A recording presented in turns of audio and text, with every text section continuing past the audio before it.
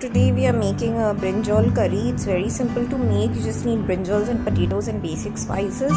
In a pot I have taken 2 medium-sized onions and I'm going to let it be a bit soft. I'm going to let it shallow fry in 2 tablespoons oil. I've added 2 medium tomato. I'm going to let it get a bit soft and I'll add basic spices, that is salt, pepper and turmeric powder. That's it. I'll add some water and I'm going to let the tomatoes become soft and cook the spices to cook with the tomatoes. So just for 4 to 5 minutes you need to do that. Then I have taken 2 medium-sized potatoes. I've cut it in small sizes and I've added that. I'm going to let the potatoes fry for 6 to 7 minutes in the tomato curry, and then I will also let it cook for good 6 to 7 minutes, and I've also added some water in it, 1/4 cup of water, and you need the potatoes to become nice and cooked, little bit soft. Then I've added 500 grams of brinjals in it.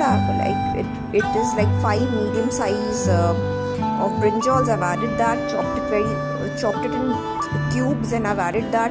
Now I'm going to let it cook for good 20 minutes till the brinjals become nice and soft.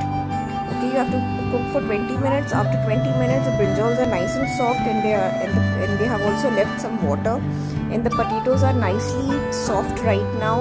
And at this point, I'm going to let the water that is right in the curry, I'm just going to let it dry for 3 minutes, and then I will put off the stove. Just give it 3 minutes.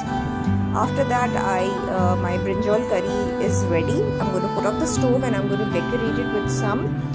You can decorate it with chilies if you want. I've just decorated with coriander leaves. I've taken 2 tablespoons of coriander leaf. My brinjal curry is absolutely ready, and I'm going to decorate it with the coriander.